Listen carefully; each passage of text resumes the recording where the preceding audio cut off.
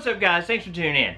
This week we are coming to you from a national park that we have tried to visit not once, not twice, but 3 times. And apparently, 3rd time's a charm.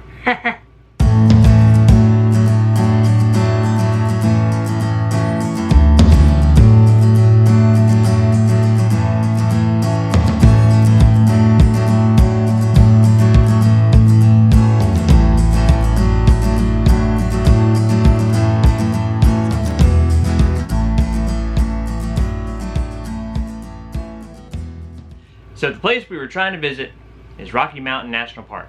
That was going to be on our list of places to stop when we launched back in March of last year, and of course COVID hit, shuts everything down. So then we decided that we would try to get out there last fall and see Estes Park and Rocky Mountain National Park during the elk rut, but as everybody knows, there was a lot of wildfires in the area, so a lot of smoke.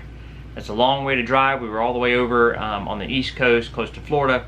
So we didn't want to make that trek all the way across the country back to Colorado and not get really the experience we were hoping to have because of all the smoke and wildfires and things being closed. Right. So we passed on it a second time. This time, everything kind of lined up. We were actually done with our time in New Mexico. We still had some time left over before we had to start heading back east. So we decided that that would be a great time to visit Rocky Mountain National Park for a couple of reasons. Number one, we could get in there before they started doing the reservation system where you had to make a reservation to enter the park. So we would get a jump start on that, get there before their really busy season. We knew that because of the weather, there was a chance that maybe not all of the park would be open to us, but we knew that that a good portion of it would be. So we decided to make the trip up there, and man, it turned out to be a great choice. If you're not familiar with the Passport America program, it's a really great program where it's only $44 for the year, and you can get up to half off at different RV parks. There are restrictions. A lot of them exclude weekends or exclude holidays and popular times of the year. It could be for their summer season, their winter season, depending on where you're at.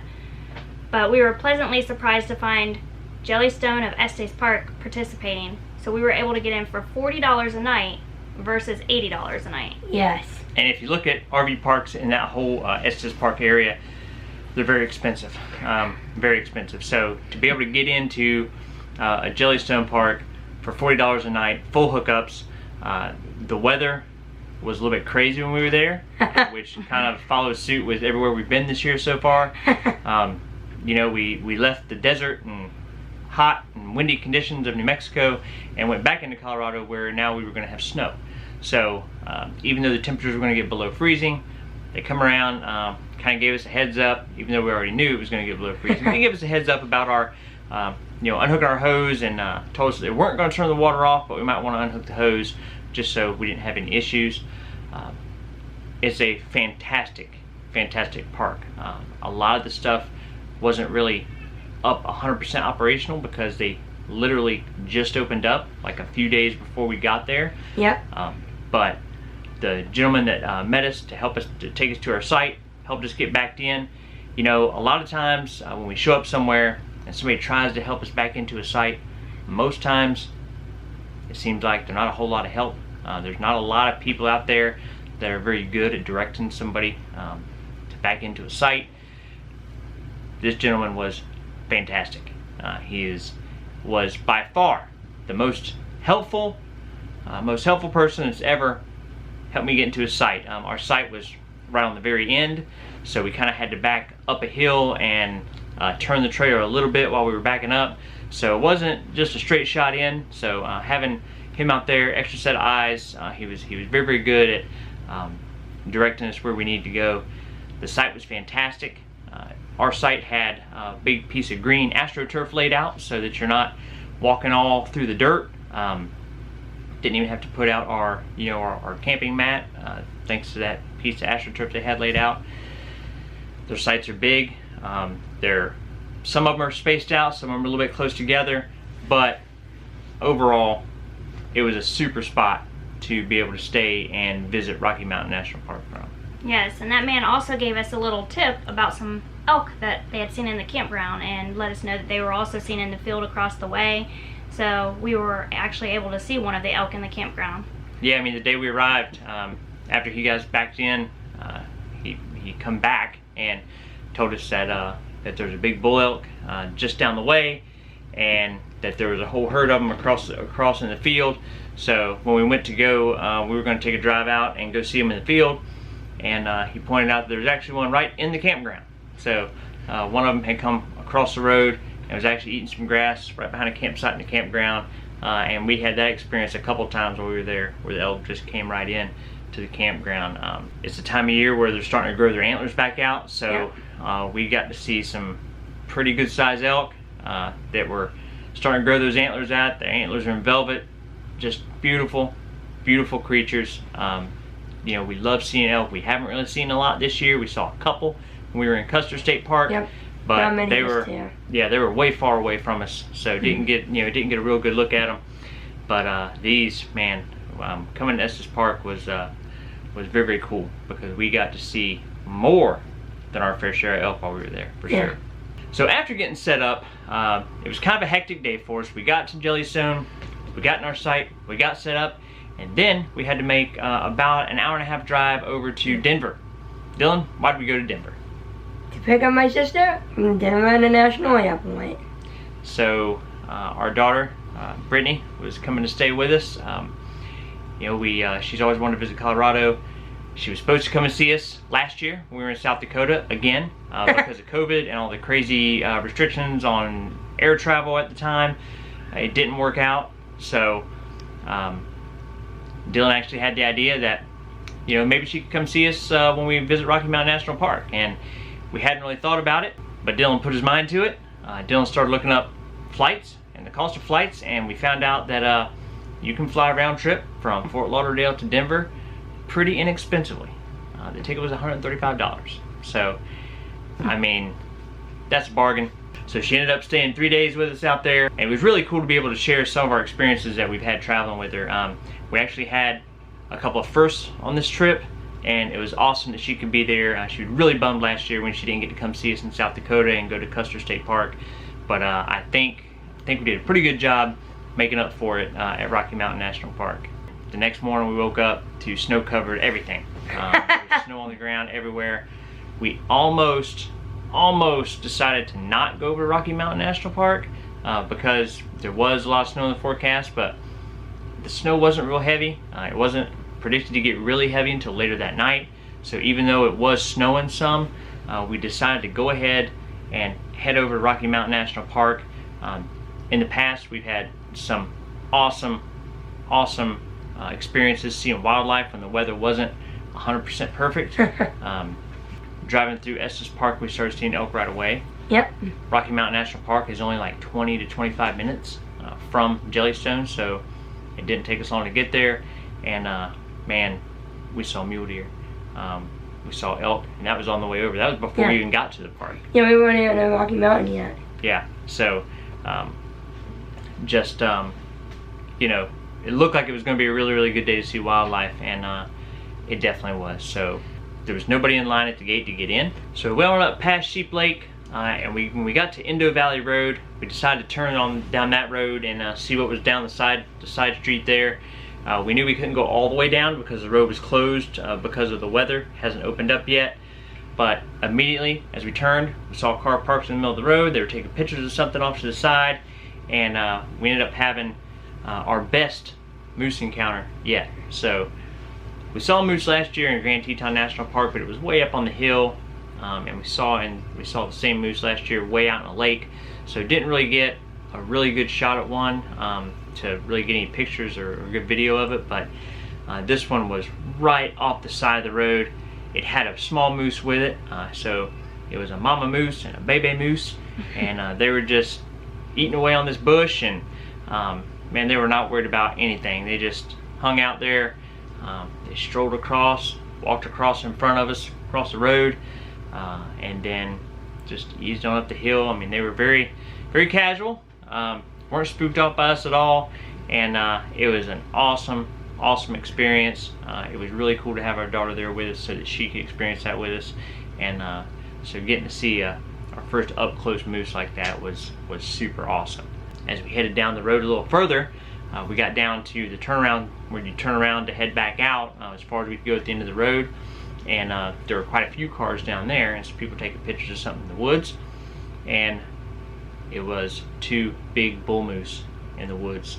So they were just inside the tree line. Hopped out, tried to get some pictures of them and some video, but these guys are big. They were really big bull moose out there in the tree line. There's another one laying off over in the trees, and you know, they were just hanging out. It was snowing, it was cold, the weather was not that good, but man, the moose were out big time. For the moose, it was perfect. Yeah, so it was so cool to get to see those, and we turned around, headed back out, and kept kind of driving through the park. We saw a tremendous amount of mule deer. We got down to where you can turn off to go to Moraine Campground. We went down there and wanted to drive through the campground to see what that campground looked like. As we're headed down, so many elk, a tremendous amount of elk, all up on the side of the hill. I mean, just the amount of elk we saw was, we thought we saw a lot of elk when we were in Yellystone. We saw nothing even close to the amount of elk that we saw in Rocky Mountain National Park. It was insane. Just from the time you left the campground, I mean, as soon as we leave the campground, there'll be elk in the field. You get downtown Estes Park, you're driving through town, there's elk laying in the park. You drive through Estes Park, there's elk in people's yards. You drive down a little further, there's elk, you know, eating grass by some cabins. I mean, elk everywhere. Elk everywhere. Yeah, they and get the point. it definitely just solidified in our mind that we are absolutely going to make a trip back there during the fall. Probably not this fall, but the next time we visit Estes Park, we'll be in the fall during the elk rut, because it would be awesome to see these things in action, to see all these huge bull elk that we saw when their antlers are fully grown out. It would be a very majestic and impressive sight, that's for sure. It was awesome, and we had such a great time just driving to Rocky Mountain National Park before we even got inside the park. Yeah. So the next day, after seeing as much wildlife as we saw, we had to go back. It was snowing a little harder, not right away when we left, but as we got into the park, started making our way through, it definitely started snowing quite a bit harder. We ended up seeing a couple more moose. We probably the same moose from the day before, but we got a little bit better look at them because they were kind of in a different area. So we got to see the moose. We saw a tremendous amount of elk again. Still no bighorn sheep, but we made our way through, turned around, and on the way out, we actually saw a whole herd of bull elk walking in the Sheep Lake area, walking up toward the road. And these guys were huge. They were very, very large elk.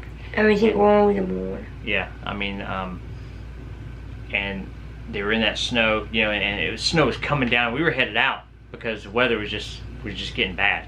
Yeah. And saw those giant elk right at the end there before we headed on back out of the park. Just a awesome experience for wildlife, seeing wildlife while we were there. And you know, if wildlife's your thing, man, Rocky Mountain National Park had it for sure. So we also decided on that second day to take our sleds with us, because they have a snow sledding designated area in the national park. So that area technically wasn't kept up right now at this time of year. I think during the winter time that they have it kept up more, and they have like a warming room kept up. So we figured we'd give it a try. Dylan and his sister took the sleds, played in the snow a little bit, had a lot of fun with that before we left. Yeah, that whole area, I mean, because of the incredible amount of snowfall that they've had in that area, all that snow was really fresh, it was really deep, so to kind of get to the hills where you could sled down, we would have been walking through at least knee-deep snow, if not more. So we didn't really want to tackle all that, so they just kind of played in the snow right off the trail. It was kind of packed down, and just had a good time in the snow. So speaking of snowfall, the Bear Lake area in Rocky Mountain National Park recorded the 6th highest amount of snowfall still standing for this time in May when we were there. The 6th highest on record. It was crazy, and that was before the last 2 days of snow that we had when we were there. So, you know, definitely a tremendous amount of snow on the ground, but it didn't hinder our experience a bit. As we found out, for wildlife viewing, which we kind of already knew, going where the weather's not so great gives you a couple advantages. Number one, there's not a lot of people going to be out there trying to see wildlife when the weather is not too good. The weather wasn't dangerous to be out in, but it wasn't pleasant, that's for sure. Yeah. You weren't going to get out and hike in that weather. Some people were though. A few people did. There were some hardcore people out there hiking. I'm sure they were much more experienced hiking in the snow than we are. We had no interest in hiking in the snow. We had our fill out in South Dakota. We're good. But we did go back, so we dropped our daughter off at the airport on Wednesday, and we decided on Thursday, our last day, to go back. This time the weather was beautiful. Bright blue sunny skies, no snow. I mean, for as far as getting pictures and things like that of the snow-covered mountains and the snow trees, and beautiful, beautiful day. Could not have asked for better weather. However, Wildlife. we saw almost zero wildlife that day. The lines to get into Rocky Mountain National Park were crazy. There were people lined up at both entrances, and you know, whereas the prior days that we went when the weather wasn't so good, I don't think there was ever a car in front of us when we got to the entrance. So very, very busy. Yeah. Lots of people out hiking. Yeah. Saw a few mule deer. I think we might have saw a couple of elk, maybe, but overall, you know, nothing super impressive. And you know, really glad that we took advantage of those 2 days when the weather wasn't good to go there, and the experience was phenomenal. I would highly recommend going to Rocky Mountain National Park and staying at the Jellystone Estes Park. It was awesome. Yep, they did also have a miniature golf course open while we were there, so we took advantage of that. Yep. They had a nice hand sanitizer station right there, so when you got done, you could sanitize. So that was great. Just overall, a really, really good place to stay. We would highly recommend that spot. Even if you did not get the half off from Passport America, it would probably still be a phenomenal spot to stay, especially if you have kids. They had things to do, and during the summertime when the weather's warmer, they have a lot of activities going on there. So it definitely be worth checking out if you're planning on going to Colorado and Estes Park, Rocky Mountain National Park. So that's going to wrap it up from Colorado. We have spent a lot more time than we thought we were going to, between traveling down the west side of Colorado and then coming back up and visiting the Rocky Mountains. But man, what a awesome state. It's beautiful. We did find it to be maybe a little more expensive than other places that we've been, but man, when you have views and nature and wildlife and mountains like they have in Colorado, I guess you can get away with it, because everybody's definitely going to come and visit, that's for sure. Beautiful, beautiful state. And I think the next time we come back, it'll be during the elk rut, it'll be fall time, and that would be awesome. We appreciate you guys watching, and we'll catch you guys down the road.